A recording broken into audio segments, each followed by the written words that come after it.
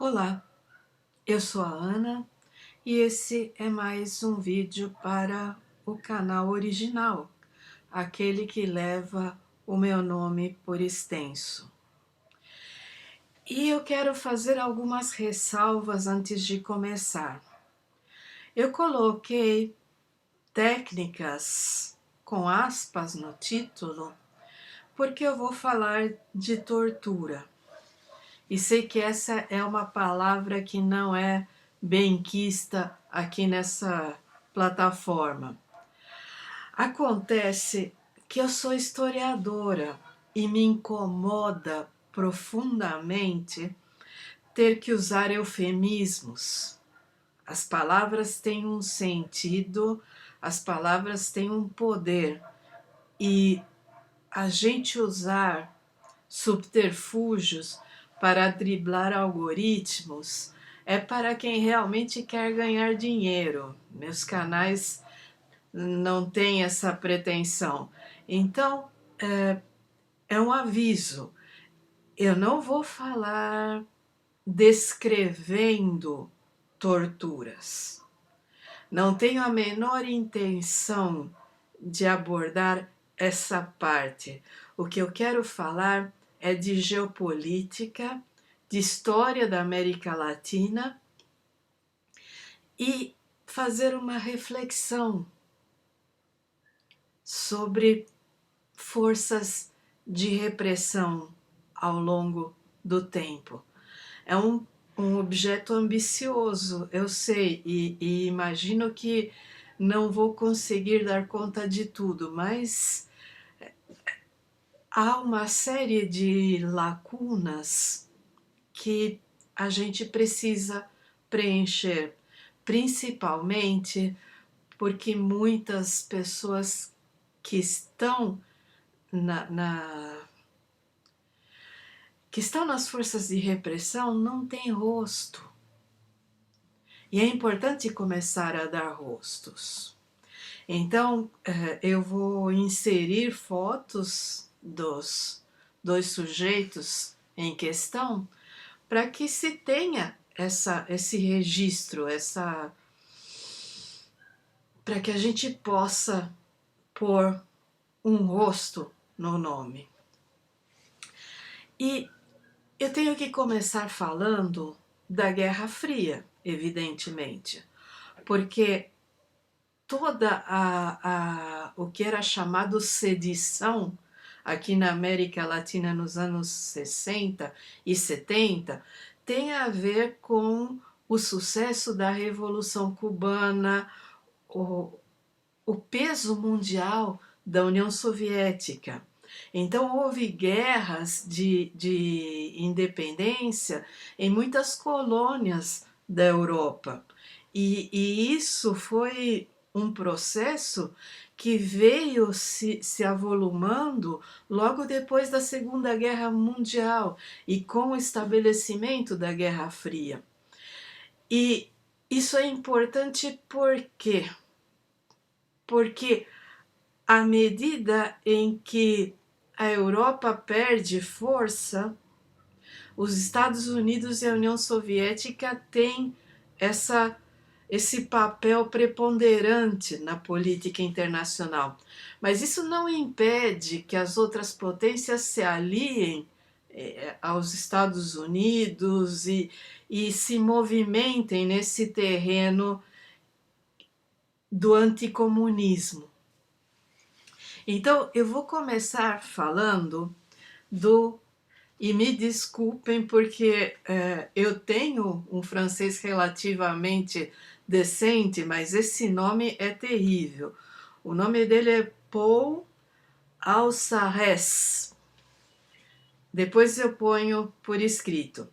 Ele nasceu em 1918 e faleceu em 2013. E é uma das poucas figuras nesse meio que tinha orgulho de ser torturador e que chegou a escrever até livro a respeito e que sempre defendeu a tortura. E A trajetória dele começa na Segunda Guerra Mundial, ele era do exército francês, chegou à patente de general e depois ele vai participar da Primeira Guerra da Indochina, que é a guerra em que a França é expulsa dali onde hoje é o Vietnã. E a França foi expulsa e ele começou a desenvolver. O Assurés era fanático na questão de uma abordagem científica. Então ele começou a desenvolver uma série de não só técnicas, mas estratégias para abordar uma guerra de guerrilha no campo, no meio urbano e os interrogatórios. E ele começou a criar aparelhos, a improvisar meios de tortura. E aí veio a Guerra da Argélia. E ele tem uma participação preponderante na Guerra da Argélia, porque é ali que ele vai testar as suas teorias, estratégias e técnicas de tortura. Alçarrés acreditava que, uma vez torturado o prisioneiro e obtido o que quer que seja que se queria obter, a única opção era a execução. Numa guerra desse tipo, pessoas como o general Assurés não acreditavam em prisioneiros, não pensavam num benefício posterior, não pensavam em infiltração, a ideia era simplesmente de extermínio. E é aí que uma boa parte do anticomunismo se centra. Ele estava tão orgulhoso do seu trabalho que, em 1966, quando Gillo Pontecorvo dirigiu o filme A Batalha de Argel, ele assistiu e amou. E disse que era super acurado. Quer dizer, enquanto o público em geral ficava horrorizado com a ação do exército francês, ele viu nisso uma crônica do próprio trabalho, ele simplesmente adorou e recomendava o filme constantemente. Eu recomendo o filme exatamente pelo motivo contrário, porque é um registro da monstruosidade da ação do exército francês nas colônias. E que nós temos que discutir e não deixar que se esqueça, porque a mesma França, que é a pátria da Revolução Burguesa, da Iluminação, era atroz com as suas colônias. E entra aí o racismo, evidentemente, porque na maior parte das colônias eram pouquíssimas as pessoas brancas. Então, seus habitantes não eram sequer considerados como gente. E eu fiquei pensando nisso, porque a partir do momento em que ele começou a reivindicar, assim, em 2001, o Assurés lança um livro sobre a vida dele, sobre toda essa trajetória na tortura, e começa a dar entrevistas e a defender. E aí várias associações internacionais de direitos humanos processam, colocam demandas para a justiça francesa e ele é processado. Ele perde a Legião de Honra, ele perde várias comendas que ele ganhou no exército e ele tem que pagar uma multa de 7.500 euros, sendo que as duas editoras que publicaram seu livro tiveram que pagar 15 mil euros cada uma de multa. E, gente, tô falando de 2001. Só que quando a Suez voltou para a França, depois da Guerra da Argélia, ele achou que os conhecimentos dele podiam ser úteis. Então, em 1961, ele foi para os Estados Unidos e foi para Fort Bragg, na Carolina do Norte, para ensinar táticas de contra-insurgência, interrogatório e torturas. E tem que se pensar que depois da Revolução Cubana foi aberta a Escola das Américas, havia cursos para os exércitos aqui da América Latina, nos Estados Unidos, no Panamá, havia um intercâmbio imenso.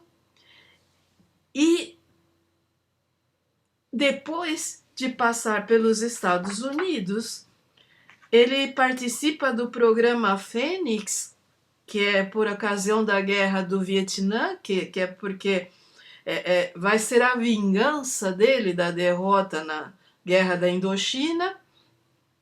E em 1973, adivinhe para onde ele vem? Ele se muda para o Brasil e ele passa um bom tempo aqui. E ele treina oficiais do exército daqui, do Chile, da assessoria para o Uruguai, Argentina, Paraguai, o próprio Chile, Colômbia, Bolívia. E aí você vê, porque o Al-Suez era alguém que considerava a tortura uma ciência. Então, ele tinha essa autoglorificação de pensar que ele ensinava a domar a barbárie, de que o tipo de instrução que ele dava fazia com que os torturadores tivessem uma abordagem econômica da tortura. E o que é econômica? É evitar coisas inúteis.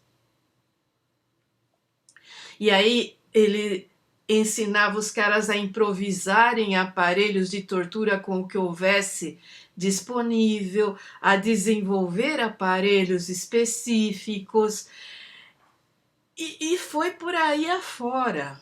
Uma figura deprimente em todos os sentidos. E alguma vez na sua vida você já ouviu falar dele? Você sabe a cara dele? Não. Porque ao mesmo tempo que as pessoas não querem promover historicamente essas figuras, a questão é que para que a gente faça um desagravo e cubra a memória desses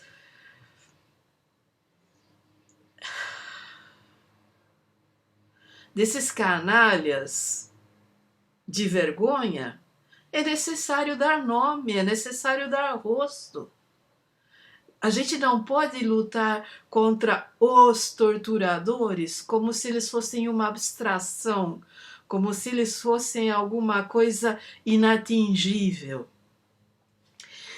E é aí que eu passo ao segundo fulano, que é Daniel Anthony Mitrione, ou Dan Mitrione, que nasceu em 1920 e faleceu em 1970. Ele era um católico fanático e um anticomunista terrível. Era católico, tinha 9 filhos e era um funcionário dos Estados Unidos. Ele foi policial, agente do FBI, conselheiro em vários governos, se tornou conselheiro em embaixadas. Toda vez que o Dan Mitrione chegava a um país, ele vinha através da USAID, que era uma dessas entidades eufemísticas dos Estados Unidos que promovia integração e desenvolvimento, mas que, na verdade, ajudava no controle. Nessa época, principalmente, não tem como desviar dessa análise. Poderiam ajudar em terremotos, em alguma coisa, mas a maior parte do que eles faziam era ingerência aqui na América Latina. Então, ele começou em 1960 a trabalhar com a USAID e recebia meio que salas em consulados e embaixadas nos países a que se dirigia para ter os seus alunos. Então, ele veio para o Brasil entre 1960 e 1967. Ele ficou primeiro em Belo Horizonte e depois no Rio de Janeiro. Ele usava manuais da CIA para a tortura, então muitas vezes ele era confundido com um agente da CIA, mas a agência não se responsabilizava por ele. E ele também tinha essa abordagem científica da tortura. Aliás, os aparelhos que ele desenvolveu, muita gente até hoje. É preciso falar que essas coisas não terminam simplesmente.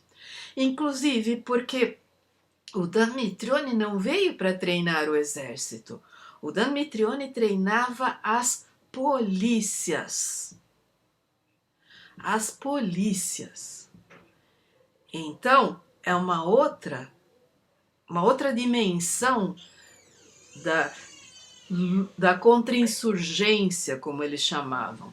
E aí ele também teve algumas ideias pensando que não se pode usar as mesmas torturas em culturas diferentes. Que a mesma coisa que funciona em um país talvez não funcione em outro.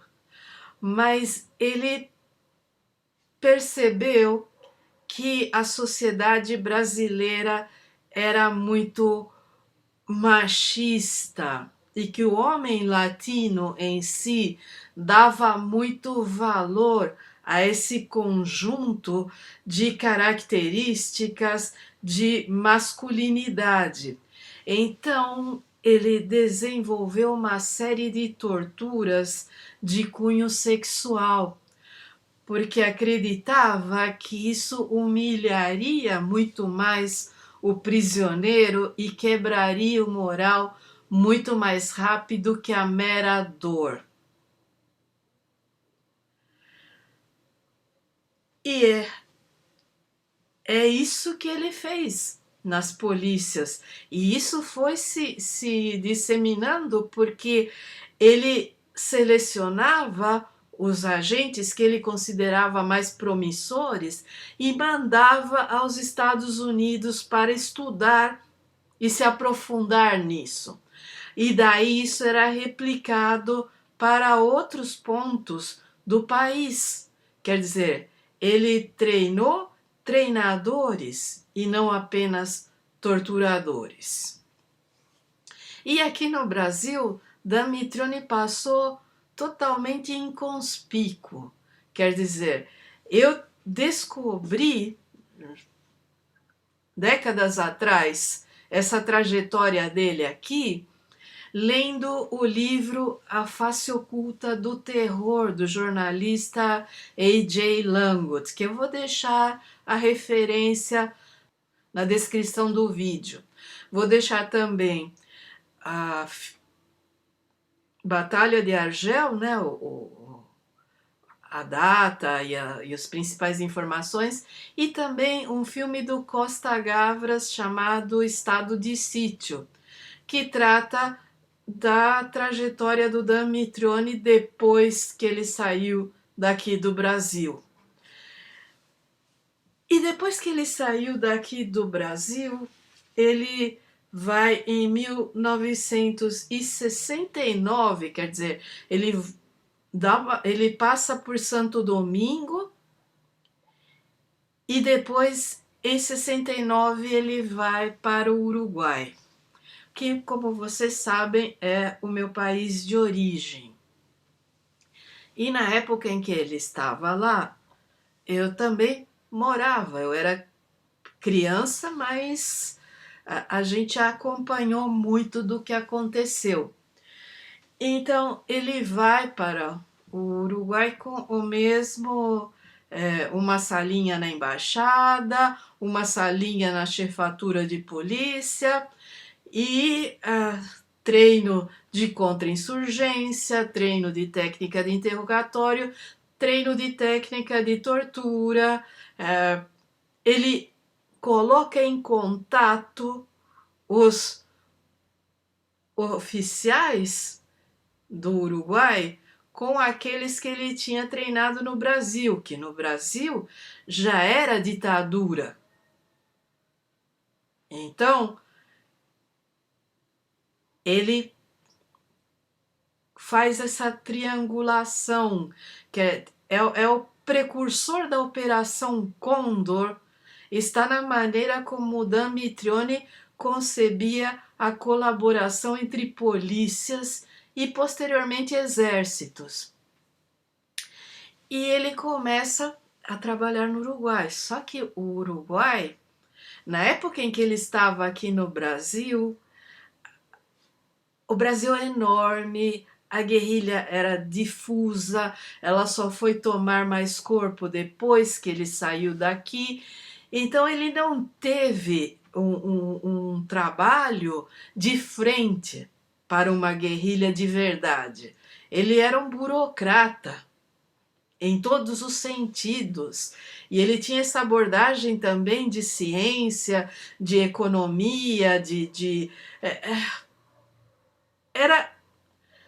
era um fanático anticomunista, mas ao mesmo tempo ele se acreditava alguém imprescindível na contra-insurgência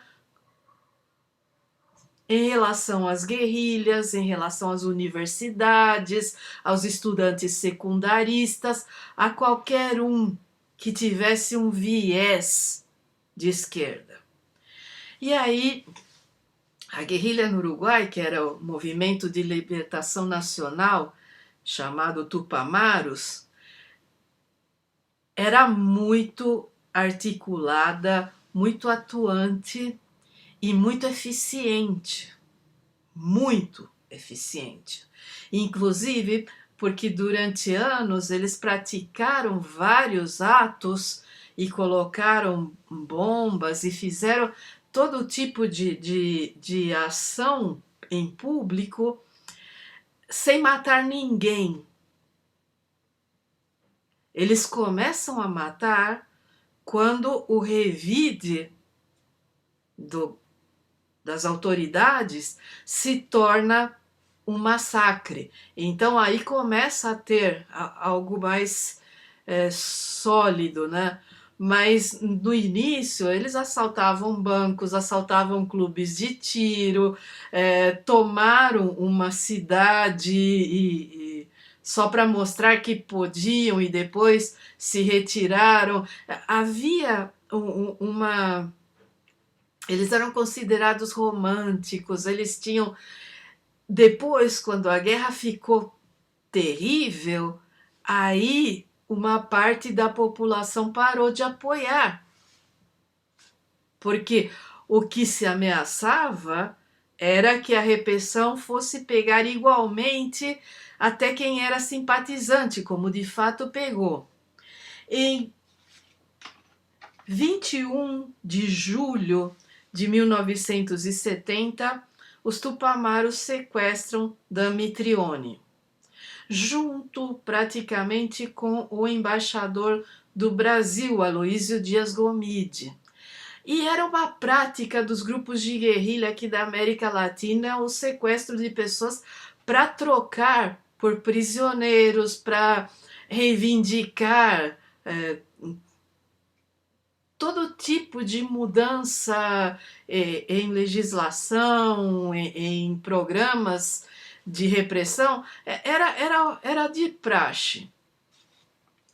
E na hora de negociar, o que acontece é que o presidente da época, Jorge Pacheco Areco, que era do Partido Colorado, que era um partido considerado mais urbano e liberal, era alguém que era um franco admirador de Mussolini e que, embora nominalmente o Uruguai fosse uma república, isso aconteceu antes da ditadura militar, ele havia isolado o legislativo e ele não negociava com ninguém, nem com grevista, nem com terrorista, nem com funcionário público.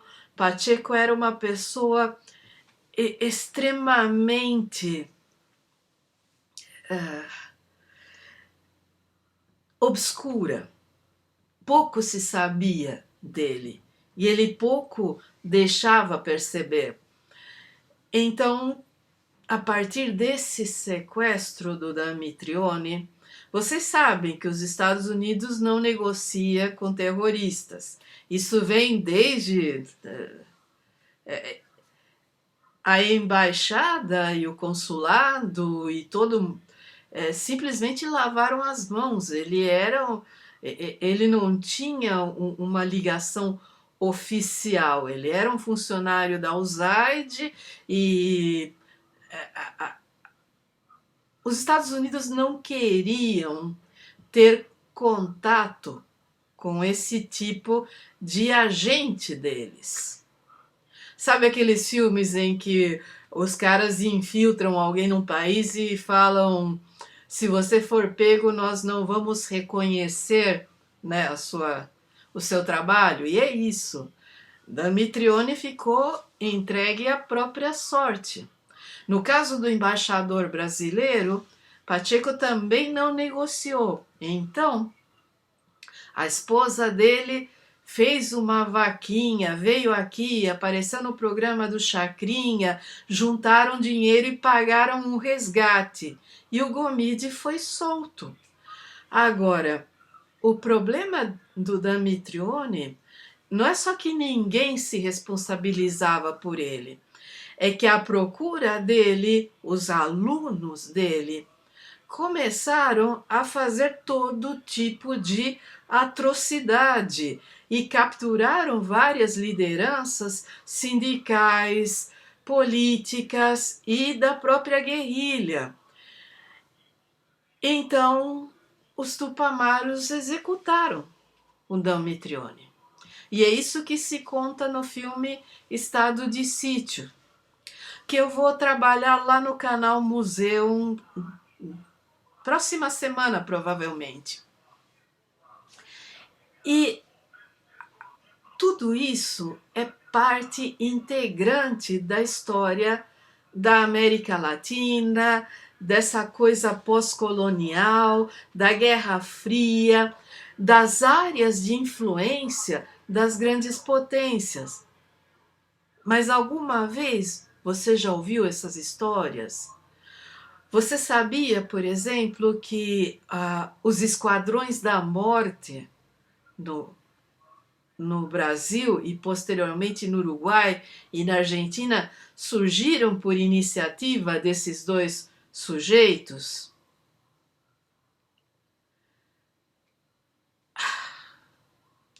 Principalmente pelo Damitrione. O Assués aparece depois e ele dá logística, digamos assim.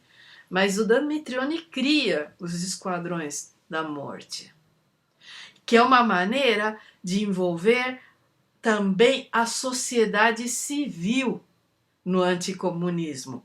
Porque se aqui no Brasil os esquadrões da morte tinham muito mais semelhança com as atuais milícias lá do Rio de Janeiro, que eu acho que há uma continuidade aí muito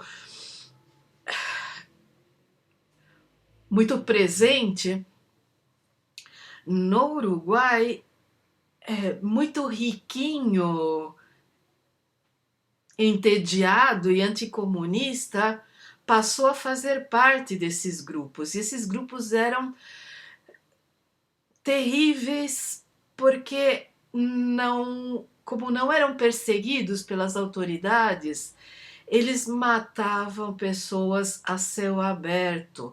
Houve uma invasão em algum momento da sede do Partido Comunista e eles abriram fogo contra uma multidão e morreram várias pessoas, militantes importantes, gente que nem estava na luta armada.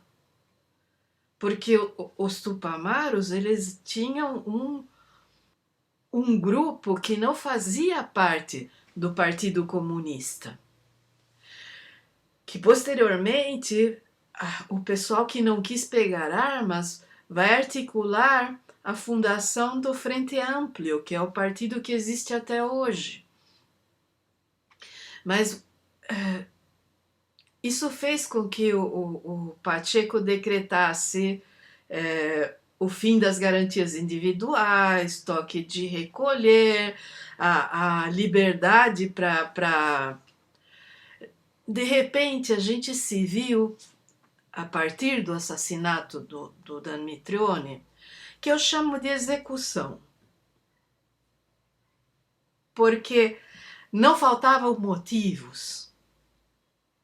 Não faltavam motivos àquela altura do campeonato. E, de repente, você tem a ação da polícia totalmente desmedida, desregrada, as pessoas não saem mais à rua de noite. E eu me lembro que nesse ano de 70, até aquele agosto, eu fui em várias festas de 15 anos, de primas minhas e de uma filhada do meu pai, e depois eu não me lembro mais de sair assim. A gente ia a pé para a casa da minha avó, que ficava perto de casa, mas não podia reunir muita gente. A polícia podia entrar a qualquer momento se houvesse muita gente reunida. Uma das minhas lembranças é que quando em 73 começa oficialmente a ditadura. E aí já todas as lideranças tupamaras estão presas, o movimento foi desarticulado totalmente. Os militares tomaram o poder porque tinham essa coisa de que os civis são ineficientes e que todos os políticos são corruptos e que eles estavam lá para consertar o país. E era um país dividido, fragmentado, em que meio mundo tinha um parente preso, morto ou desaparecido. porque o Uruguai é um país de 3 milhões e pouco de habitantes. E nesse período da crise econômica e da ditadura militar, pelo menos 600 mil pessoas emigraram ou foram trabalhar em outros países. No caso da minha família, nós emigramos, mas eu tenho parentes que na época foram para outros países para trabalhar e depois foram voltando. Mas é um país que tem um crescimento demográfico quase negativo. Então, ainda tem 3 milhões e pouco de habitantes, 3 milhões e meio, oscila. E ainda existem muitos uruguaios soltos aí pelo mundo. De 73 para 74, depois de toda essa... meus pais andavam preocupados. Quando meu pai perdeu o emprego, a ideia era sair do Uruguai, porque a gente nunca sabia. Você não sabia se ia ser pego na rua, você não sabia. E como meu primo era um guerrilheiro, havia um informante na nossa rua, às vezes a gente era seguido, a casa da minha avó era mantida sob vigilância. Essas coisas foram escalando de um jeito que a minha mãe entrou em pânico, e aqueles são anos que são terríveis de lembrar. Então, como meu pai havia sido filiado ao Partido Comunista, isso não era segredo para ninguém.